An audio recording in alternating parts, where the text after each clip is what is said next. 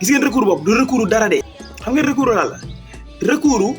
bëgg orienter suñu combat ñun ak suñu communication ci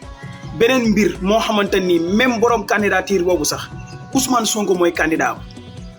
même Bassirou Diomaye mi nga xamante ni dañu dugal recours ci mbirum candidature am Bassirou Diomaye moom Ousmane Sonko mooy candidat am léegi nag lan lañ bëgg ñoom mooy orienter combat bi ak débat bi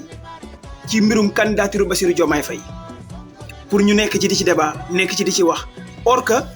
même Diomaye moomu Ousmane Sonko mooy candidat am pour wax leen ni leen stratégie lañ yor débat lañ yor pour orienter li nga xamante ni moo di suñu débat te ñun benn seul candidat la ñu am